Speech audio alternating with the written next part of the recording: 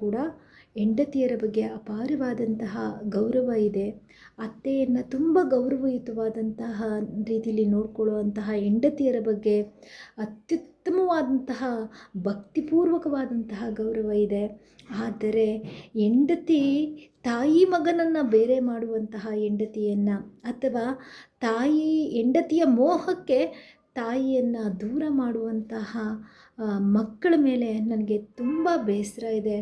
ತಾಯಿಯಷ್ಟು ಅತ್ಯುನ್ನತವಾದಂಥ ಸ್ಥಾನನ ಬೇರೆ ಯಾರೂ ಕೂಡ ಕೊಡೋದಕ್ಕೆ ಸಾಧ್ಯ ಆಗೋದಿಲ್ಲ.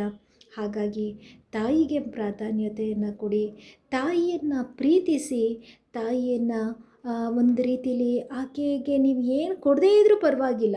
ನಿಮ್ಮಿಂದ ಆಕೆ ವಯಸ್ಸಾಗಿರುತ್ತೆ, ಅವ್ರಿಗಿನ್ನೇನು ಬೇಕಾಗಿರಲ್ಲ.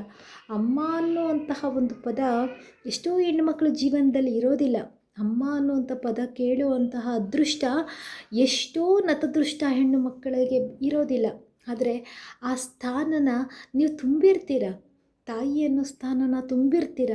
ಆ ಅಮ್ಮ ಅನ್ನುವಂತಹ ಪದಕ್ಕೆ ನಿಜವಾದಂತಹ ಗೌರವ ಕೊಡಬೇಕಂತ ಅಂದರೆ ತಾಯಿನ ತುಂಬ ಚೆನ್ನಾಗಿ ನೋಡ್ಕೊಳ್ಳಿ.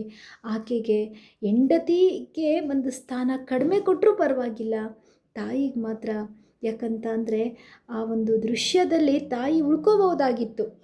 ಬೆಳಿಗ್ಗೆ ನೆನೆ ನಡೆದಂತಹ ಒಂದು ಸಮುದ್ರದ ಒಂದು ದುರಂತದಲ್ಲಿ ತಾಯಿ ಉಳ್ಕೊಳ್ಬಹುದಾಗಿತ್ತು. ತನ್ನ ಮಗುವಿನ ಮೇಲೆ ಆಕೆ ಎಷ್ಟು ಪ್ರಾಣ ಇಟ್ಕೊಂಡು ಅಪ್ಪುಗೆಯಿಂದ ಇರೋದನ್ನು ನೋಡಿದ್ರೆ ಇದರಿಂದನೇ ನಮಗೆ ಗೊತ್ತಾಗೋದಿಲ್ವಾ ತಾಯಿ ಎಷ್ಟು ಮುಖ್ಯ ಅಂತ ಅಂದ್ಬಿಟ್ಟು. ದಯವಿಟ್ಟು ಹೇಳ್ತೀನಿ, ನನಗೆ ತುಂಬ ಬೇಜಾರಾಗುವಂಥ ಒಂದು ಸಂಗತಿ ಏನಂತ ಅಂದರೆ, ಮದುವೆ ಆಗ್ತೀರಾ, ಮದುವೆಗಿಂತ ಮುಂಚೆ ತಾಯಿನ ಫ್ರಂಟಲ್ಲಿ ಕೂರಿಸ್ಕೋತೀರ. ಕಾರ್ನಲ್ಲಿ ಹೋಗುವಂಥ ಸಂದರ್ಭದಲ್ಲಿ ತಾಯಿ ಮತ್ತು ಮಗ ಫ್ರೆಂಡ್ಸ್